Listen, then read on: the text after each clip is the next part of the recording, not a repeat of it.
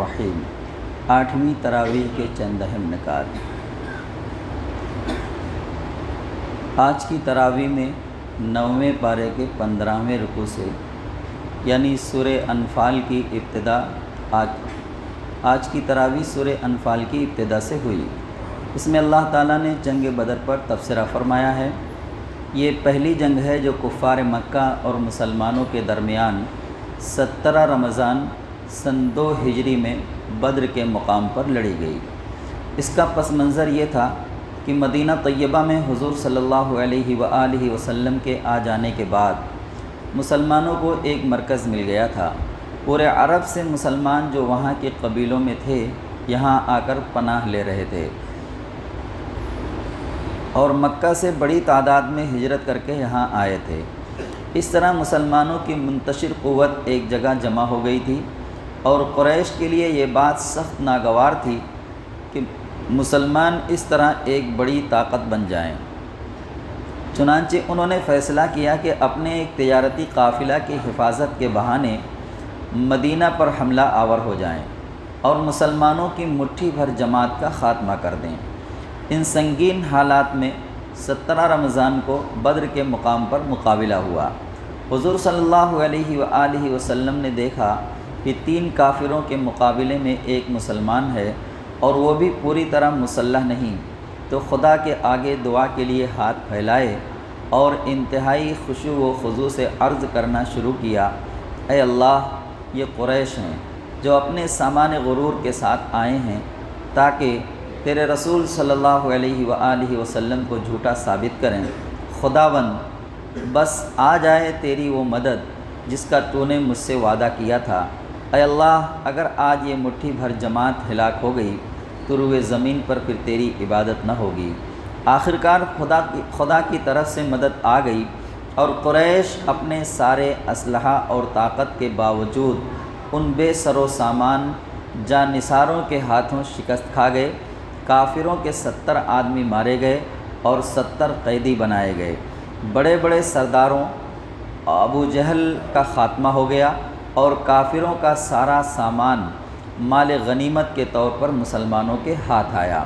اللہ تعالیٰ نے اس ملک اور اس کے حالات پر تبصرہ فرماتے ہوئے فخر کا اظہار کرنے کے بجائے مسلمانوں کی کمزوریوں کی نشاندہی کی اور بتایا کہ اس فتح میں اللہ کی تائید و نصرت کا کتنا بڑا ہاتھ تھا۔ فرمایا، جب تم اپنے رب سے فریاد کر رہے تھے، جواب میں اس نے فرمایا کہ میں تمہاری مدد کے لیے 1000 فرشتے پے در پے بھیج رہا ہوں۔ بس حقیقت یہ ہے کہ تم نے انہیں قتل نہیں کیا، اللہ نے انہیں قتل کیا، اور مومنوں کے ہاتھ جو اس کام میں استعمال ہوئے تو یہ اس لیے تھا کہ اللہ مومنوں کو ایک بہترین آزمائش سے کامیابی کے ساتھ گزار دے۔ دیکھیں، انسان کی جو بھی کامیابی ہوتی ہے اس میں اس کا اپنا کوئی رول، کوئی کردار نہیں ہوتا۔ اصل یہ اللہ کی مدد ہی ہوتی ہے۔ تھوڑا سا روپیہ پیسہ اگر ہم کماتے ہیں تو ہم بڑے زوم کے ساتھ ادھر ادھر بیان کرتے پھرتے ہیں کہ میں نے کمایا، میں نے ایسا کیا، میں نے ویسا کیا، میں نے یہ کر دیا، میں نے وہ کر دیا، مطلب اپنا گن گاتے ہوئے تھکتے نہیں۔ لیکن ہم ذرا اپنے گرد و پیش میں دیکھیں، ادھر ادھر نظر دوڑائیں کہ آپ سے زیادہ صلاحیتیں رکھنے والے لوگ باوجود کوشش کے آپ کا آدھا بھی نہیں کر پائے۔ آپ سے زیادہ صلاحیتیں رکھنے کے باوجود کوشش بھی کر رہے ہیں، لیکن جتنا آپ نے کیا اس کا آدھا بھی وہ نہیں کر پائے ہیں۔ ان کی کوشش میں کوئی کمی بھی نہیں رہی۔ تو اس میں بہت زیادہ غرانے کی ضرورت نہیں ہے۔ اگر آپ نے بہت کچھ کر لیا ہے تو یہ اللہ کی مدد آپ کے شامل حال رہی ہے، کیونکہ اگر آپ یہ کہتے ہیں کہ ہم نے اپنی عقل سے یہ سب کر لیا تو وہ عقل دینے والی ذات بھی اللہ تبارک تعالیٰ کی ہی ہے۔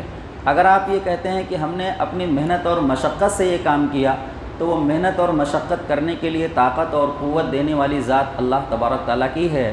اگر وہ مفلوج کر دیتا تو کیا کر سکتے تھے؟ اگر وہ ہاتھ پیر سے معذور کر دیتا تو کیا کر سکتے تھے؟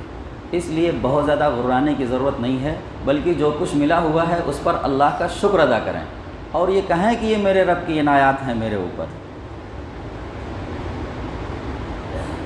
اللہ تبارک تعالیٰ نے بار بار ہمیں اللہ نے یہ نہیں کہا کہ جو تم نے کمایا ہے اس میں سے خرچ کرو، نہیں، وہ مما رزقناہم ینفقون، جو ہم نے رزق دیا ہے اس میں سے خرچ کرو، جو ہم نے رزق، یہ احساس ہونا چاہیے ہمیں کہ یہ جو کچھ ملا ہے یہ اللہ تبارک تعالیٰ نے ہمیں دیا ہوا ہے۔ تو یہاں پر بھی اللہ تعالیٰ جتلا رہے ہیں کہ ان کو جو ہے تم نے نہیں قتل کیا، بلکہ کس نے قتل کیا؟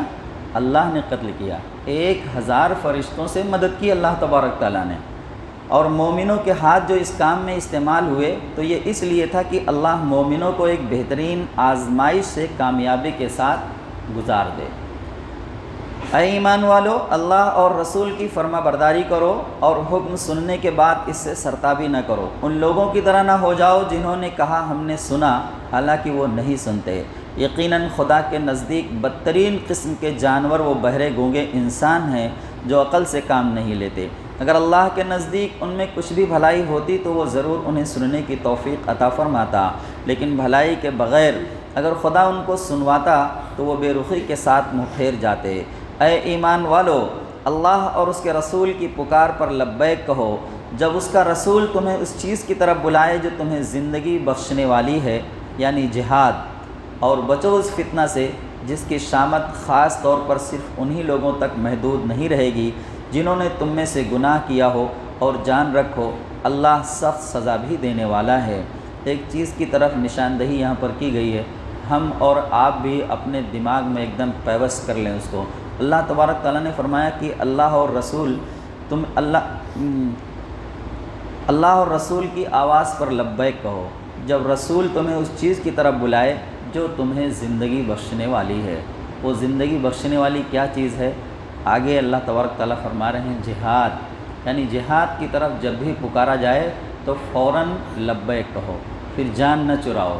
یہ نہ سوچو کہ وہاں جانے کے بعد تو موت آ جائے گی، زخمی ہو جائیں گے یا اور کچھ نقصان ہو جائے گا، کیونکہ موت تو بستر پر بھی آ سکتی ہے اور آتی ہی ہے۔ کیا اس سے ہم بچ سکتے ہیں؟ نہیں بچ سکتے۔ اس کے لیے ہمارے لیے بہترین مثال حضرت خالد بن ولید رضی اللہ عنہ کی زندگی ہے کہ 100 سے زائد جنگیں لڑنے کے باوجود میدان جنگ میں موت نہیں آئی، کیونکہ موت اس طرح سے ان کی لکھی ہی نہیں تھی، اور جس طرح سے ہماری موت لکھی ہوئی ہے اس طرح سے آ کر رہے گی۔ ہم 1000 کوششیں کر ڈالیں اس کو ٹالنے کی، مگر نہیں ٹال سکتے۔ تو جہاد میں زندگی ہے، جہاد میں زندگی ہے۔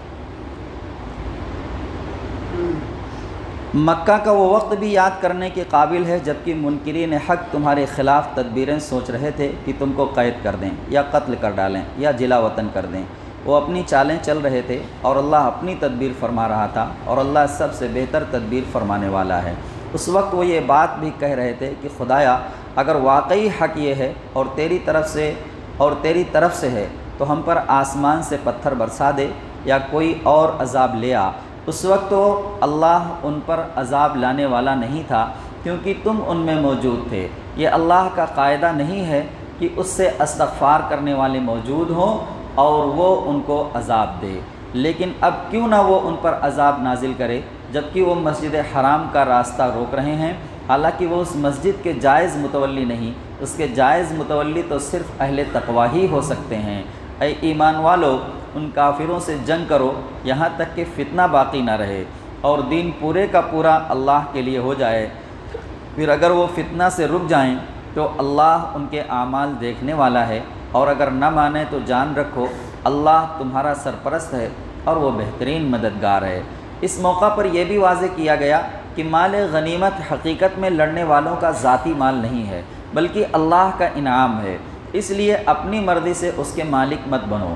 چنانچہ اس کا 5واں حصہ اللہ اور اس کے رسول صلی اللہ علیہ وآلہ وسلم اور ان کے رشتہ داروں، یتیموں، مسکینوں اور مسافروں کے لیے ہے، باقی 4 حصے جنگ میں حصہ لینے والوں کے لیے ہیں۔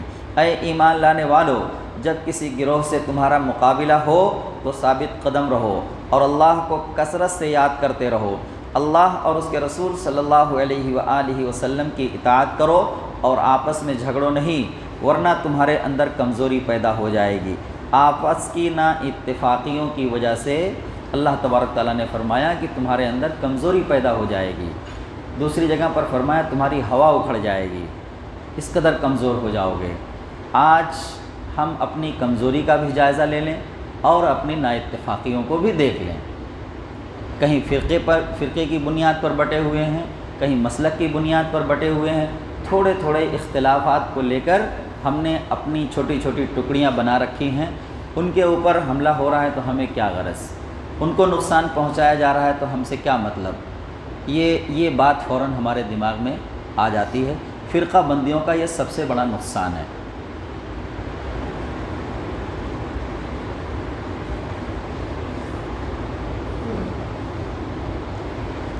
اور تمہاری ہوا اکھڑ جائے گی، صبر سے کام لو، یقیناً اللہ صبر کرنے والوں کے ساتھ ہے۔ اللہ کی یہ سنت ہے کہ وہ کسی نعمت کو جو اس نے کسی قوم کو عطا کی ہو اس وقت تک نہیں بدلتا جب تک وہ قوم خود اپنے طرز عمل کو نہیں بدل دیتی۔ اس کی ایک تفسیر مفسرین نے یوں بھی کی ہے کہ جو کچھ نعمتیں ملی ہوئی ہیں جب تک انسان اپنی بدعمالیوں میں مبتلا نہیں ہو جاتا تب تک اللہ تعالیٰ اس کی نعمتوں کو اس سے چھینتے نہیں ہیں، اور جب ایک بار وہ نعمتیں چھن جاتی ہیں تو انسان جب تک اپنے آپ کو بدلنے کی کوشش نہیں کرتا تب تک اس کے اندر کوئی تبدیلی بھی لائی نہیں جاتی ہے۔ تبدیلی اگر ہم اپنے اندر لانا چاہتے ہیں تو اس کے لیے کوشش ہمیں کرنی ہوگی، پھر اللہ کی مدد آئے گی، قدم ہمیں بڑھانا ہوگا۔ اللہ تبارک تعالیٰ ایسا اٹھا کر نہیں رکھ دیں گے ہم کو، قدم ہمیں، اللہ نے ہمیں سوچنے اور سمجھنے کی صلاحیت دی ہوئی ہے، یہ فیصلہ ہمیں کرنا ہے کہ ہمیں یہی غلامی بھری زندگی گزارنی ہے یا اور ہمیں کچھ کرنا ہے۔ تو جب ہم فیصلہ کریں گے، اللہ سے دعا کریں گے، اللہ کی مدد آئے گی، پھر اللہ جہاں ہمیں رکھنا چاہتا ہے پھر وہاں رکھے گا، کیونکہ اللہ تبارک تعالیٰ نے فرمایا کہ کامیاب تو تم ہی ہو، لیکن شرط لگائی کہ اگر تم مومن ہو، تو وہ مومن والی جو صفتیں ہیں وہ پہلے ہمیں اپنے اندر پیدا کرنی ہوں گی، اس کے بعد پھر کامیابی اللہ تبارک تعالیٰ ہمیں عطا فرمائیں گے۔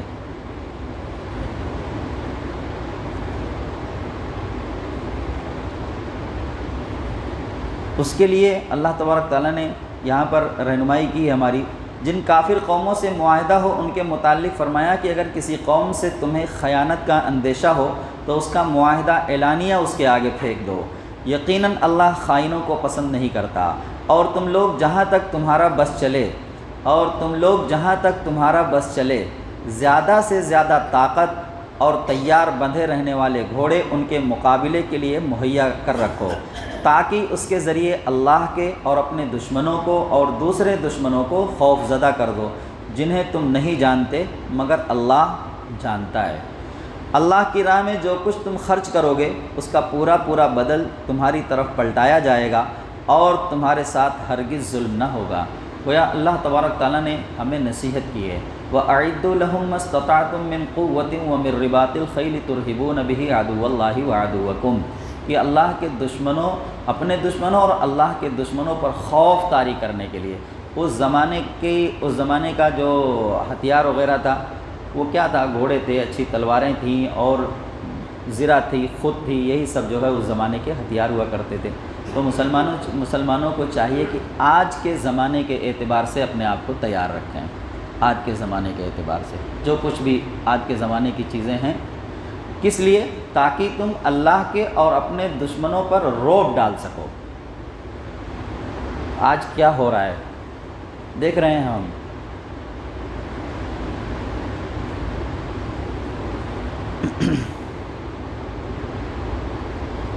اور اگر دشمن صلح و سلامتی کی طرف مائل ہو تو تم بھی اس کے لیے آمادہ ہو جاؤ اور اللہ پر بھروسہ رکھو، وہ سب کچھ سننے اور جاننے والا ہے۔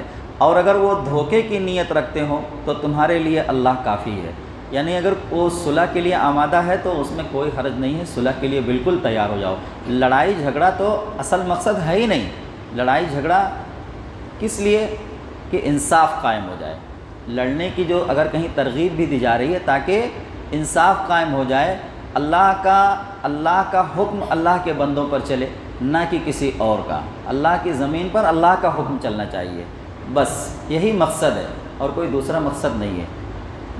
مولانا سجاد نعمانی صاحب نے فرمایا کہ صحابہ کرام جب جاتے تھے فوج لے کر کسی علاقے میں، تو ان کا مقصد کیا ہوتا تھا؟ وہ یہی تو کہتے تھے کہ اللہ کی زمین پر اللہ کا حکم چلنا چاہیے، بندوں کو بندوں کی غلامی سے نکال کر اللہ کی غلامی میں لانا ہے۔ آپ چاہے جس مذہب پر رہو، مذہب زبردستی تھوڑی بدلواتے تھے وہاں جا کر، جس مذہب پر بھی رہنا ہے آپ رہیے، لیکن بندے بندوں کے غلام نہیں رہیں گے، بندے اللہ کے ہی غلام رہیں گے، حکم اللہ کا ہی چلے گا۔ یہی ان کی دعوت تھی، اسی کو لے کر وہ آگے بڑھتے رہے۔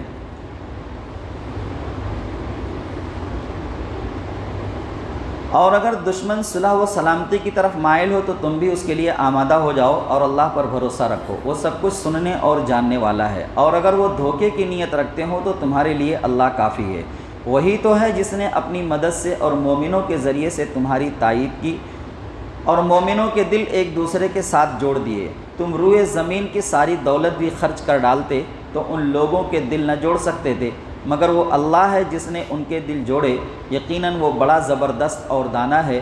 اے نبی صلی اللہ علیہ وآلہ وسلم، تمہارے اور تمہارے ماننے والوں کے لیے اللہ کافی ہے۔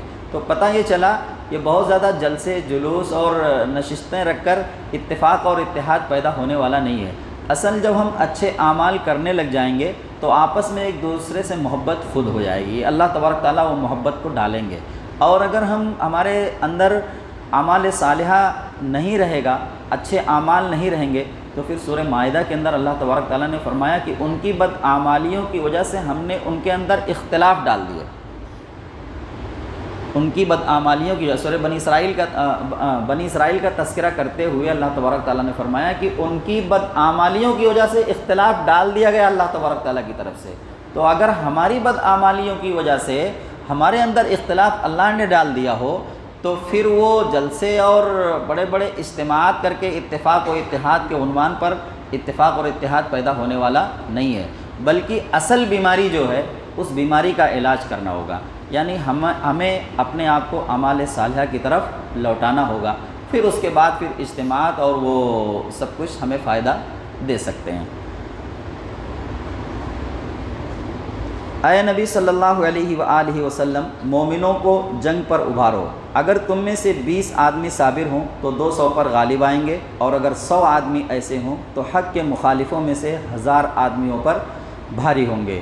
جو لوگ ایمان لائے، اس کا بھی ہم آئے دن مشاہدہ کرتے رہتے ہیں، جو اللہ تبارک تعالیٰ نے یہاں پر جو بات کہی ہے نا، یہ بھی ہمارے مشاہدے میں بات آتی رہتی ہے۔ جو لوگ ایمان لائے اور جنہوں نے اللہ کی راہ میں گھر بار چھوڑے اور جد و جہد کی، اور جنہوں نے انہیں پناہ دی اور ان کی مدد کی، وہی سچے مومن ہیں۔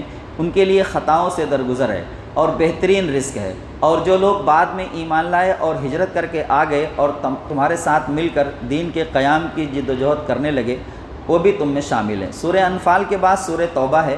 اس سورہ میں پہلے ان تمام مشرکین سے برات کا اعلان کیا جنہوں نے پہلے تو امن و صلح کے معاہدے کیے تھے مگر پھر ان کی خلاف ورزی کر کے توڑ دیے۔ جنہوں نے معاہدے قائم رکھے تھے ان کے متعلق یہ اعلان فرمایا کہ مدت پوری ہو جانے کے بعد یہ معاہدے بھی ختم کر دیے جائیں، اور مدت پوری ہونے کے بعد معاہدے ختم کر دیے جائیں۔ کیسی بہترین نصیحت کی جا رہی ہے، یعنی بیچ میں معاہدے نہ توڑے جائیں۔ ہاں، اگر کوئی خلاف ورزی کر رہا ہے معاہدے کی تو پھر پہلے حکم دیا جا چکا ہے، پھر اس کا معاہدہ اس کے منہ پر مار دیا جائے۔ جنہوں نے معاہدے قائم رکھے تھے ان کے متعلق یہ اعلان فرمایا کہ مدت پوری ہو جانے کے بعد یہ معاہدہ بھی ختم کر دیا جائے، اور ان سب سے اس وقت تک جنگ جاری رہے گی جب تک اسلام قبول نہ کر لیں۔ اہل حق کے متعلق بھی اعلان فرمایا کہ ان سے بھی جنگ کرو یہاں تک کہ یہ تمہاری ماتحتی قبول کر لیں اور تمہیں جزیہ ادا کرنے کے پابند ہو جائیں۔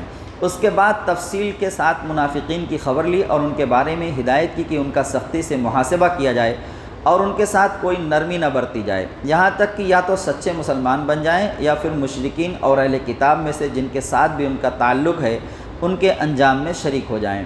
گویا اس موقع پر ان تینوں گروہوں کے بارے میں جو اس وقت مسلمانوں کے کھلے یا چھپے دشمن تھے واضح پالیسی کا اعلان کر دیا گیا۔ اے نبی، کہہ دو کہ اگر تمہارے باپ، تمہارے بیٹے، یہ نبی کے ذریعے ہم سے اور آپ سے کہلوایا جا رہا ہے، بہت اہم آیت ہے سورہ توبہ کے اندر، اس کا ہم انفرادی طور پر مطالعہ ضرور کریں۔ اے نبی، کہہ دو اگر تمہارے باپ، تمہارے بیٹے، تمہارے بھائی اور تمہاری بیویاں، عزیز و اقارب، تمہاری دولت جو تم نے کما رکھی ہے، تمہارے کاروبار جس کی مندی کا ڈر رہتا ہے، تمہارے من پسند گھر تم کو اللہ اور اس کے رسول سے زیادہ پیارے ہیں، خدا کی راہ میں جہاد کرنے سے یہ چیزیں زیادہ عزیز ہیں، تو انتظار کرو یہاں تک کہ اللہ اپنا فیصلہ فرما دے۔ اللہ کیا فیصلہ فرما دے گا اگر ہم ان چیزوں سے، یہ چیزیں ہمارے آڑے آ رہی ہیں اللہ کی راہ میں نکلنے سے، تو پھر اللہ کیا فیصلہ فرما دے گا؟ تو پھر اللہ کا تو عذاب ہی ہمارے اوپر آنے والا ہے، یہی اللہ کا فیصلہ ہے۔ پھر یہاں تک کہ اللہ اپنا فیصلہ فرما دے، اللہ فاسق لوگوں کی رہنمائی نہیں کرتا۔ اے ایمان والو، اہل کتاب کے اکثر علماء اور درویشوں کا حال یہ ہے کہ لوگوں کا مال غلط طریقے سے کھاتے ہیں اور انہیں اللہ کی راہ سے روکتے ہیں۔ جو لوگ سونے چاندی جمع کر کے رکھتے ہیں اسے خدا کی راہ میں خرچ نہیں کرتے، یعنی زکوٰۃ نہیں دیتے، انہیں دردناک عذاب کی خوشخبری دے دو۔ ایک دن آئے گا کہ اسی سونے چاندی پر جہنم کی آگ دہکائی جائے گی اور پھر اسی سے ان لوگوں کی پیشانیوں، پہلوؤں اور پیٹھوں کو داغا جائے گا اور ان سے کہا جائے گا یہ ہے وہ خزانہ جو تم نے اپنے لیے جمع کر رکھا تھا، لو اب اپنی سمیٹی ہوئی دولت کا مزہ چکھو۔ پارے کے آخر میں فرمایا کفار اور منافقین سے جہاد کرو اور ان پر سخت بن جاؤ، ان کا ٹھکانہ جہنم ہے، ان میں سے وہ بھی ہیں جنہوں نے اللہ سے وعدہ کیا تھا کہ اگر اللہ نے ہمیں اپنے فضل سے نوازا تو ہم خوب صدقہ کریں گے اور خوب نیکیاں کرنے والوں میں سے ہوں گے، مگر جب اللہ نے اپنا فضل عطا فرمایا تو اس میں بخیل بن بیٹھے اور برگشتہ ہو کر منہ موڑ لیا۔ اس کی پاداش میں اللہ نے ان کے دلوں میں قیامت تک کے لیے نفاق جما دیا۔ اسی سورہ میں زکوٰۃ کے مصارف مقرر کیے گئے جو 8 ہیں، غریبوں کے لیے، مسکینوں کے لیے، نظام زکوٰۃ کے کارکنوں کے لیے، تالیف قلب کے لیے، غلاموں کی آزادی کے لیے، قرض داروں کی مدد کے لیے، خدا کی راہ میں اور مسافروں کے لیے۔ جہاد کے سلسلے میں کمزوروں، بیماروں اور ان لوگوں کو رخصت عطا کی گئی جنہیں خرچ کرنے کی استطاعت نہیں، جبکہ وہ اللہ اور اس کے رسول صلی اللہ علیہ وآلہ وسلم کے دین کے سچے خیرخواہ ہیں۔ اللہ غفور الرحیم ہے۔ اللہ کی ناراضی تو ان پر ہے جو رخصت مانگتے ہیں حالانکہ وہ مالدار ہیں۔ یہ لوگ خانہ نشین عورتوں کے ساتھ بیٹھے رہنے پر راضی ہوئے تو اللہ نے ان کے دلوں پر مہر لگا دی، اب یہ اس حقیقت کو سمجھنے سے محروم ہو گئے ہیں کہ ان کی اس روش کا اللہ کے یہاں کیا نتیجہ نکلنے والا ہے۔ 8ویں تراویح کا بیان ختم ہوا۔ اللہ تعالیٰ